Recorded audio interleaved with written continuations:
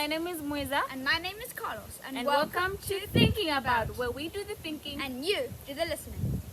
So today we'll be talking about David Livingstone. The man, the myth, the Scottish missionary. Most of the exploration of southern and central Africa was done by David Livingstone.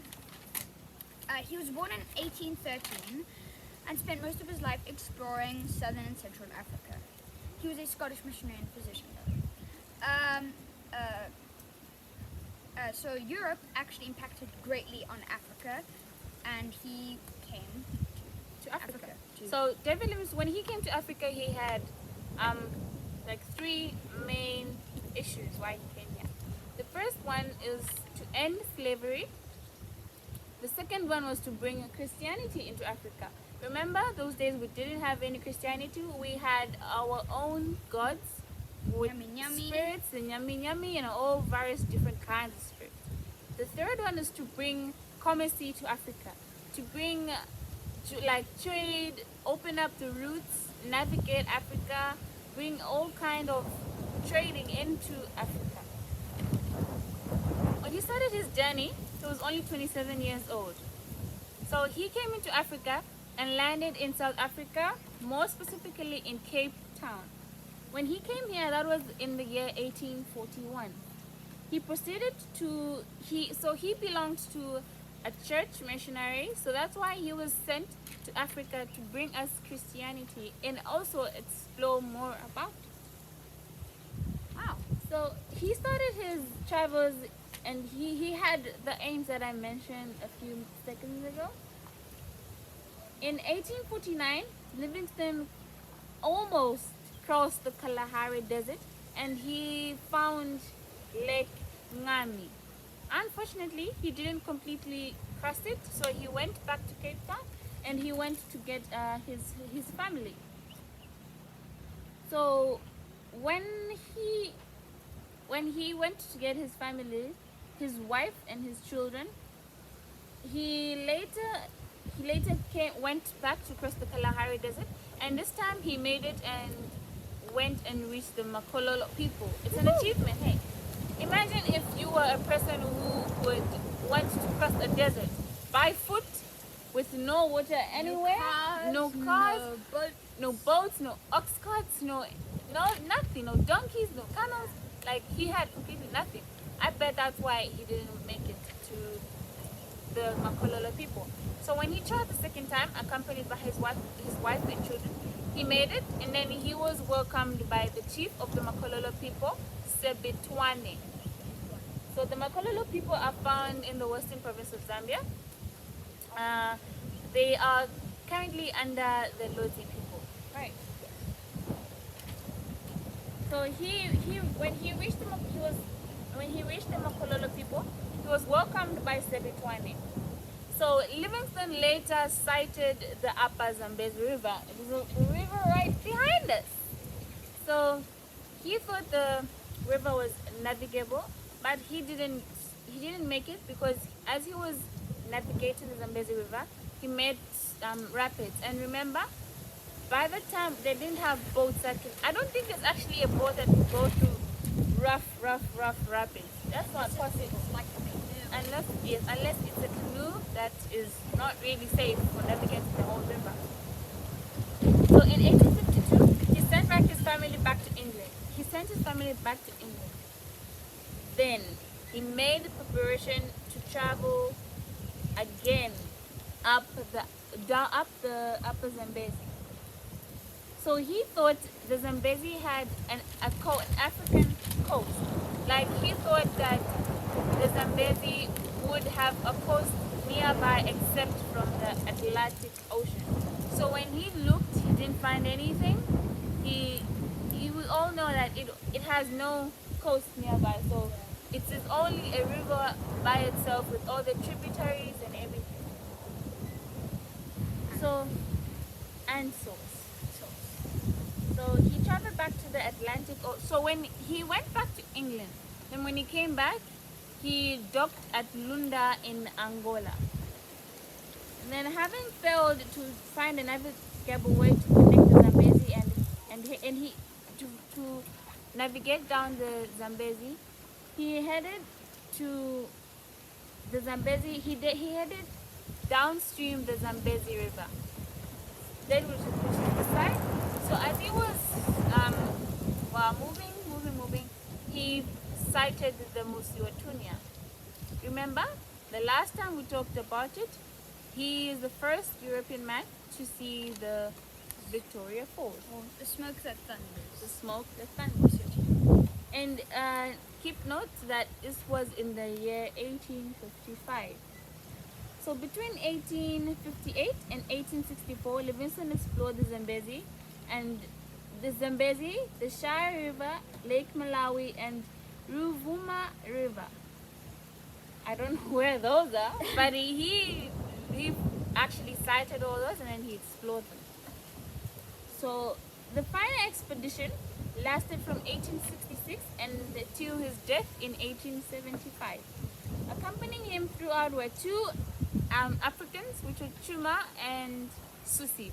So Chuma was a freed slave, and then Susi was just found in one of the banks of the Zambezi, obviously. Yeah. So he explored Lake Malawi, Lake Mweru, Lake Bangweulu, and of course water sources that lead into the Zambezi River. But I'm not sure, were the lakes actually called those names, or did he call them?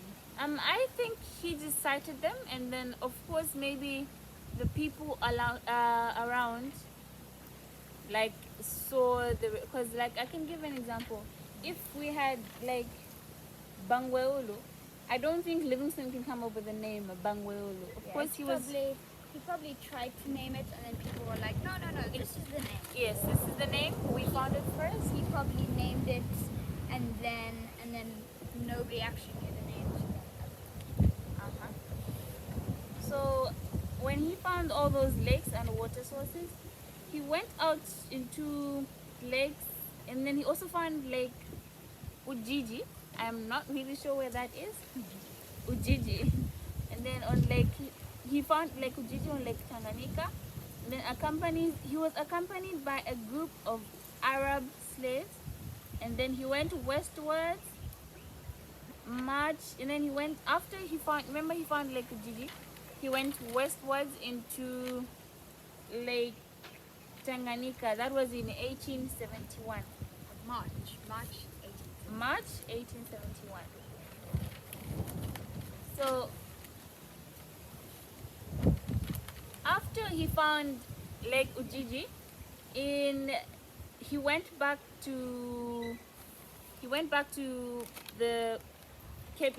Cape Town in October the same year, which was 1871. On the 10th of November 1871, Stanley Morton, an explorer who had been sent to find out Livingstone, were so because Livingstone took too much time to come to Africa, Stanley Morton was sent to come and look for him in Africa. Yeah, that's the short way of saying it. Yes. So he had been found near Lake Tanganyika. The two men explored Lake Tanganyika together. Afterwards, Livingstone left alone and traveled towards Lake Bangweulu. They continued with his efforts to find the source of the river, The Zambezi River. this river. A dysentery eventually weakened him to a point that he could not travel in a stretcher, and thus finally could not travel at all. He died at Chief Chitambo's village at Lala? At Ilala, southern east of Ilala. Lake Bangweulu. Lake Bang. He had died of internal bleeding caused by dysentery. Remember, you told me about malaria and David Livingstone. Can you tell me more about that? people So believe people believe that he actually found a cure to malaria. And if you hear that, guys, or It's not true. on Google, there's no cure for malaria. Nobody has found it. And like some diseases, there is not a cure, and like some diseases, there will never be a cure. sadly. Susi, Chuma and Susi, also Remember those two? commonly known in Zambia and possibly around the world as Susi and Chuma, buried his heart at a tree nearby, That was in Chitambo. Chitambo village, and wrapped Livingstone's body. Then they carried the body. Then people, with Livingstone's papers and all of his research, They carried And everything. to the Indian Ocean, Yes. or the Indian Ocean coast, and They in the island of Zanzibar, and sailed. And I think didn't somebody come and take them, or did Susi and No, Chuma? Susi and Truma actually took the body themselves, and the trip was 9 months. 9 months. So they traveled from Africa to Europe in a small boat for 9 months. So imagine that. Oh my god. So where was he buried? He was actually buried in Mr. Abbey. Westminster Abbey Westminster Abbey, in which London. in London, where many other people are actually buried, and many other people are buried. Very and like important people like David Livingstone. Stephen Hawking's memorial grave is Yes, there. exactly. His actual body remains. I think his mom buried him. Or his friend. Yeah. David Livingstone explorations in London Central and parts of Africa added to a lot of knowledge about the geography of Africa.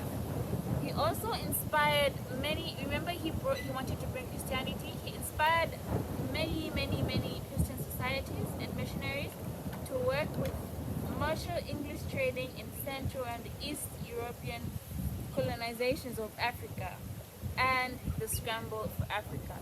Well, that's another topic. Yeah. So remember to stay safe. Remember, when this pandemic, wear your mask, please. Come and visit Royal Tundu after the pandemic, please. After the please, pandemic, please. Remember to subscribe, like the video, and share. share to everyone, whether you're on podcast, Or YouTube. Spotify, YouTube. Please like, subscribe, and comment the word David Livingstone. And Questions, if you have questions, Yeah. drop them in the comment box. drop them in the We'll comment definitely box. answer them for you. Yeah. Okay then. Alright. Anyway, guys, Thanks stay for safe. listening. Stay safe. Like, subscribe. Goodbye.